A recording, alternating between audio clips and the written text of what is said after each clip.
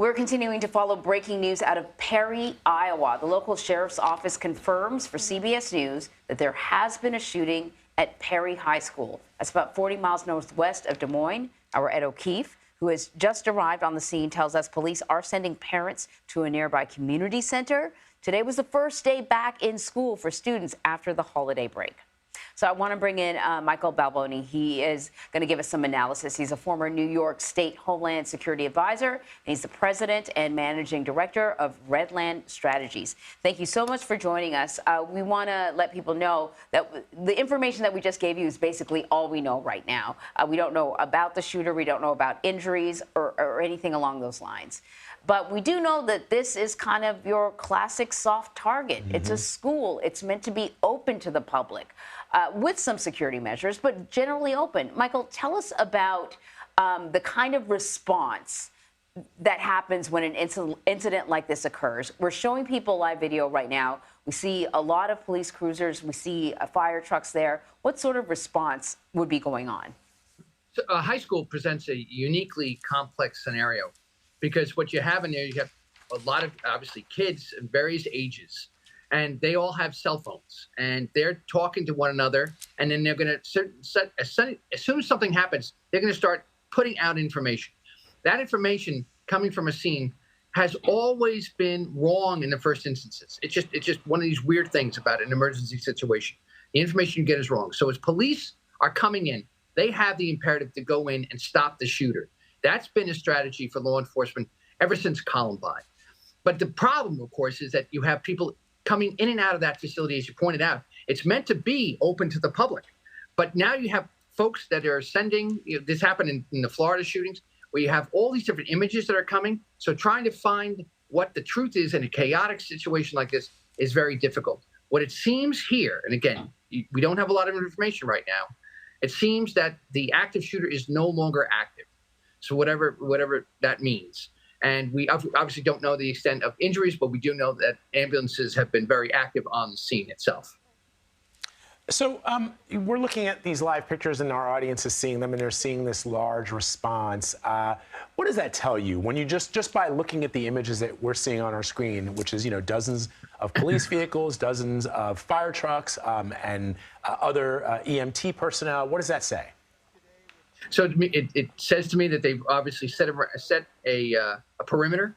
They're trying to make sure that they know who's coming in and out of that building, but they're not standing around their cars. So obviously they're engaged. They're probably in the facility itself. And as I mentioned before, their main thing is to go in and secure the shooter, hopefully arrest the individual. But typically what happens in these types of situations is the shooter takes his or her own life in a matter of minutes after this happens. That's what we've seen in all the different shootings across, unfortunately, decades. So what it says to me is that this is still perhaps not an active shooter situation, but the police and law enforcement have responded in a very large manner, and that they're in the facility trying to figure out what actually happened. When something like this happens, there are multiple law enforcement agencies getting involved, the FBI, the ATF, obviously the sheriff. Can you sort of give us a sense of what role all of these agencies would be playing in this investigation? So again, you can, when you go into a situation like this, you don't know what you're going to find. And we really go back to the baseline of Columbine, where the individuals did not only have weapons, they actually had explosive devices. That's probably why ATF is in there, to make sure that there are no explosive devices included as well, to secure the scene, to make sure there's no other individuals may be involved, other weapons. That's really what the ATF and the FBI are going to be doing here. And so, I mean, what I find sort of interesting, Michael, is that there's a press conference that is scheduled for about a half hour from now. In your mind and in your experience, would the police be holding a press conference so soon to whenever this happened if they didn't have at least some answers to give to the public?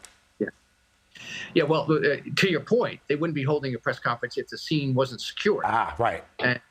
Right. So that is something we can definitely assume at this point in time, that the scene is secured. And what they're going to be talking, what's the constituency that they have to address first? The parents. Everybody is frightened out of, beyond belief that their child might have been involved in this. They don't know the extent of any injuries. They don't know who's going to be transported or not transported to the hospitals. That information will be coming out, in dribs and drabs.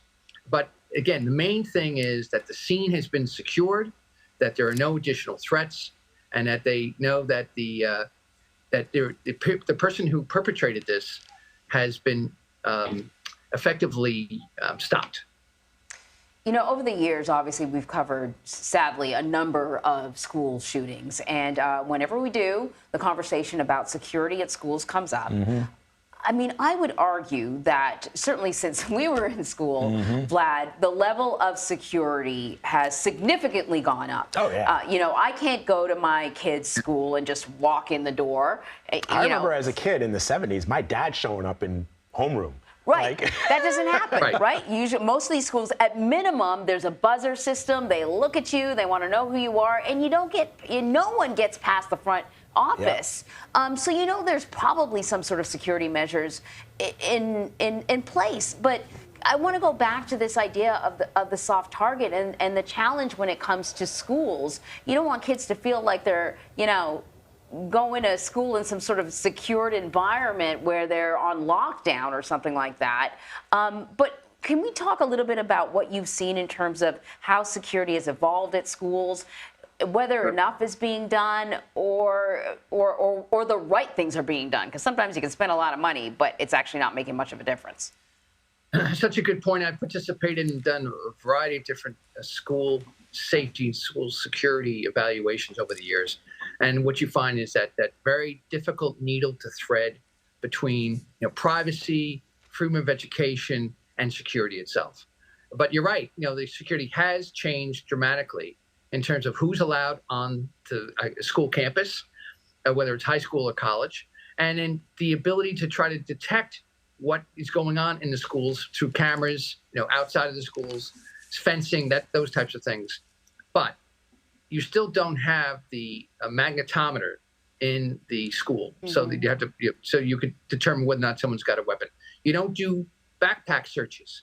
Those are two things in and of itself that would probably provide a lot of deterrence to these types of things. But then what we saw in Texas was somebody left the door ajar, and someone got that way.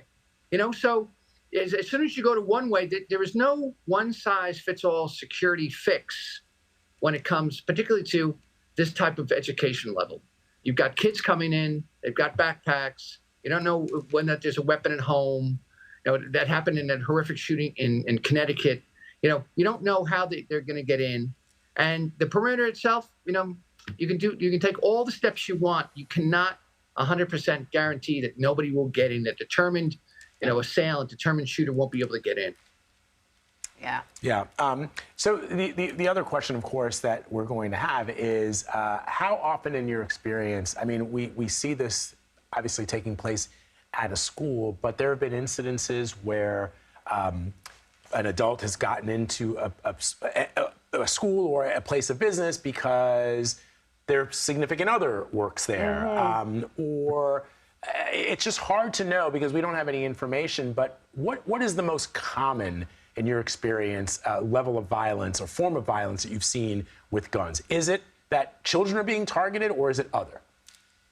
It typically is other. You have a domestic violence situation where husband and wife are fighting, and the individual shows up to take it out on the spouse who works at the school, or there's a disagreement over trying to take a child out of the school. Right. That typically has been some of the source of those conflicts. Again, going back to Columbine, where you have students who go inside and decide to create mayhem and kill their classmates. That typically is not the case in these types of shootings. Yeah, I was going to say, Michael, that's an excellent point that I'm glad you're making it, because there are probably, I mean, in terms of something rising to the level of the national media attention, which is what this is clearly at this point, there are probably everyday incidences that are happening in schools, in places of business across the country, much to the scenarios that you're describing, that we don't talk about, that we don't air on national television. So, it's just the fact of the matter is we always go to where there are, injuries, multiple injuries. If there's a domestic shooting domestic violence shooting in a parking lot typically does not get covered, except locally. These types of things, though, because everyone has children in school, this is of national interest. In fact, this is of interest across the globe. To how do we keep our kids safe? How do we provide them with a great learning experience, but at the same time, make sure that nobody get in who shouldn't be there? Again, it's that constant balance. And there is no right or wrong 100% solution to this type of an issue. Michael Balboni, thank you so much for your insight and analysis. We appreciate it, especially in a story where there is not a lot of information coming to us. Your insights are incredibly beneficial. We appreciate you. My pleasure. Thank you for having me.